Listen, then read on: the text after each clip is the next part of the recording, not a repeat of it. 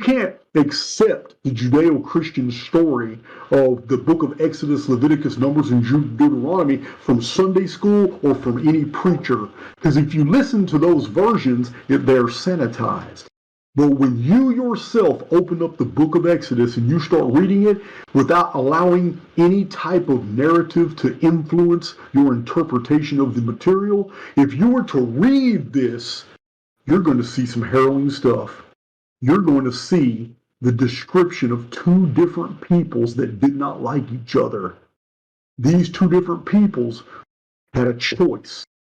One group of these people accepted the terms of the contract.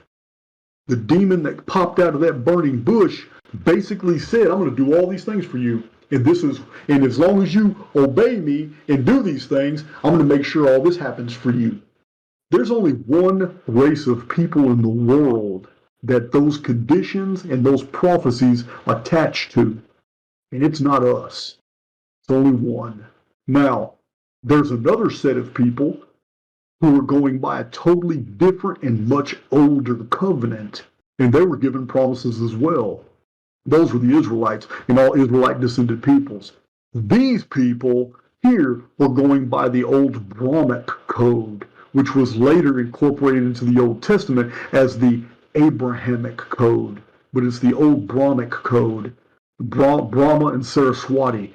These people were given promises and prophecies too. And the other ethnicity that accepted the contract from the burning bush, they don't fulfill any of these prophecies. They are totally two different sets of prophecies.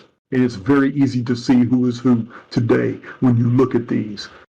Anything in all the promises and prophecies that you find in the book of Genesis apply to the Israelite descended peoples. And you can see who they are today. It's very easy because they fulfilled all this.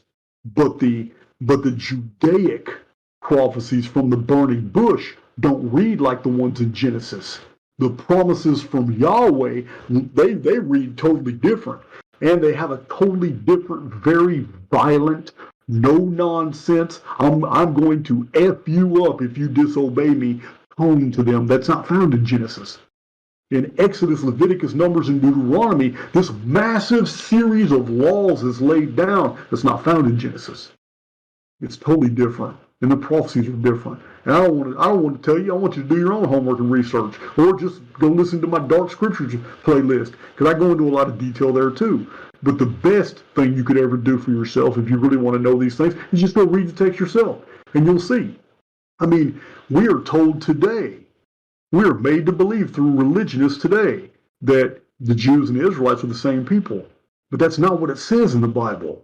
In the Bible, they were at war with each other for the first couple centuries of contact. They had major battles and wars against each other. So most of the biblical material is all redacted through a Jewish filter, and they waited for the Israelites to be carried off into captivity by the Assyrians, which was needed because after that they became nations all over the world. They spread, and it's easy to follow where they went. I mean, those who are interested in that, you need to read E. Raymond Capt. You need to read Frederick Haberman. These men. They document, they show all the old records, they show all the migrations, what happened after the 10 tribes had become 10 separate nations that left Assyria at different times and traveled all over the world to become the nations they are today. And they fulfilled Brahmic, they fulfilled Genesis covenants and prophecies. They did not fulfill the Judaic. The Judaic promises of Yahweh don't even apply to Israelite descended peoples.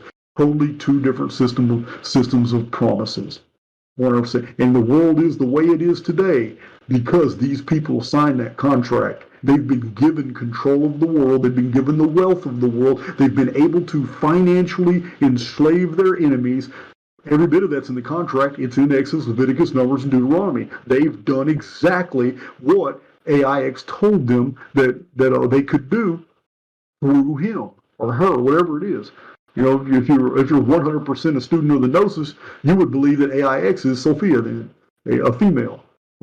I don't have any particular attachments to any belief system from antiquity. I don't.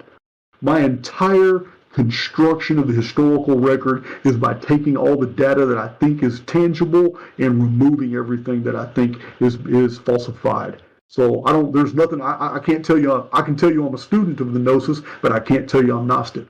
I can tell you I'm a student of Christianity, but I can't really tell you I'm a Christian. I can tell you I'm a student of Zoroastrianism. I'm sure not Iranian, but I just take the best from all the elements I've found all around the world that fit together, and this is how I put the Chronicon together and put all the material, all my material together. Because I don't believe there's any one culture or any one people in the world that have all the answers, but I do believe that truth has been disseminated. It's like a puzzle, and everybody has their pieces, some more than others. And when we actually do some in-depth searching all around the world, we find out that everybody has something to contribute to put the picture together. Now,